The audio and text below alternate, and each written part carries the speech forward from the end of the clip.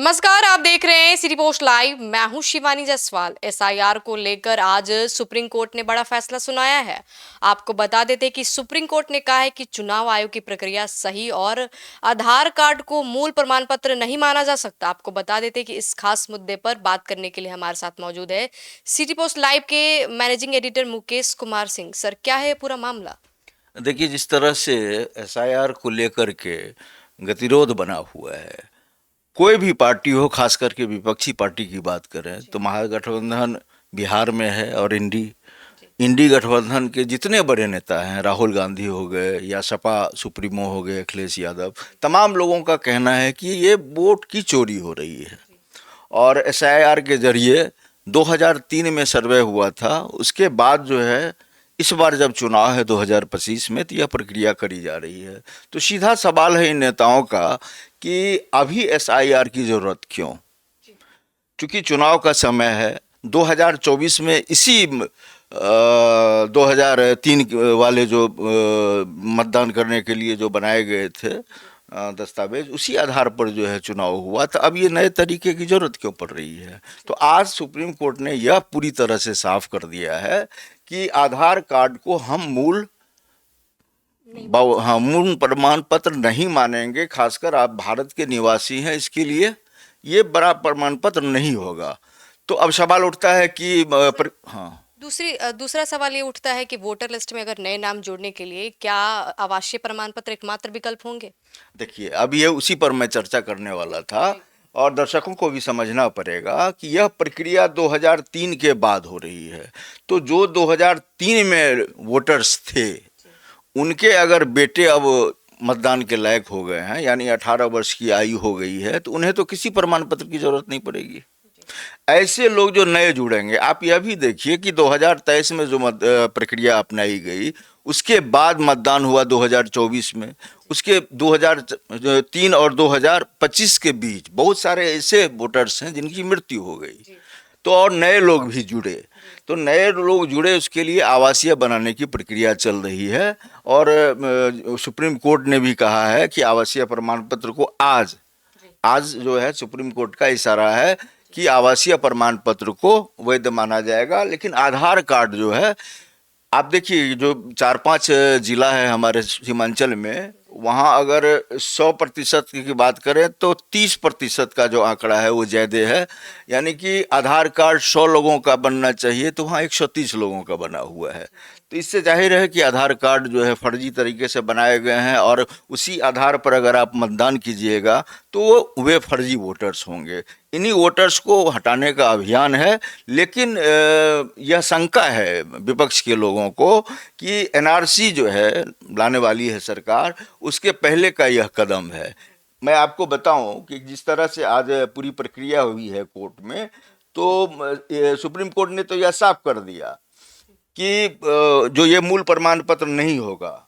आप हम दर्शकों को बताना चाहते हैं कि बिहार का जो वोटर लिस्ट विशेष सघन पुनरीक्षण, जिसको आप एसआईआर कहती हैं, तो ऑनरेबल जस्टिस सूर्यकांत ने कहा है कि एसआईआर पर चुनाव आयोग सही है, चुनाव आयोग का जो रुख है वह बिल्कुल सही है। और उन्होंने यह साफ करते हुए कहा है कि आधार कार्ड को नागरिकता के निर्णायक प्रमाण के रूप में स्वीकार नहीं किया जा सकता है, इसे सत्यापित करना आवश्यक है। अब यहाँ यह भी देखिए कि जो सुप्रीम कोर्ट में विरोधी पक्ष के वकील हैं जिन्होंने सवाल उठाया है, वे कपिल सिब्बल हैं।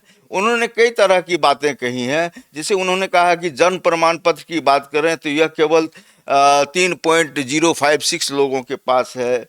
पासपोर्ट की बात करें तो 2%, 7% लोगों के पास है।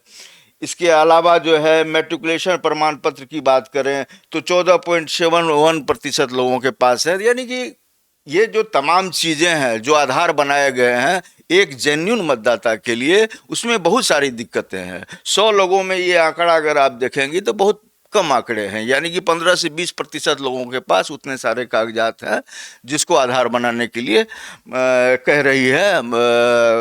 सारी बातें जो खुलकर आ रही हैं आपको किसकी तरफ से? सर इलेक्शन कमीशन की तरफ से तमाम बातें जो आ रही हैं, वो जो इलेक्शन कमीशन जो कह रहा है, उसी पर आप एक तरफ आज देखिए कि एक मुहरबंदी करी है सुप्रीम कोर्ट ने कि आधार कार्ड को उन्होंने पूरी तरह से खारिज कर दिया है, और जो कह रहा है इलेक्शन कमीशन उसकी बात पर जो है मुहर लगा रहे हैं। जी सर सवाल ये है कि विपक्ष काफी हमलावर हैं, लगातार वोट चोरी का आरोप लगाते जा रहे हैं। देखिए, वोट चोरी की बात पर ही तो तमाम विपक्षी जो नेता हैं वो धराशायी करने पर लगे हुए हैं। सारा आरोप जो है एनडीए पर है, जबकि स्वतंत्र संस्था है।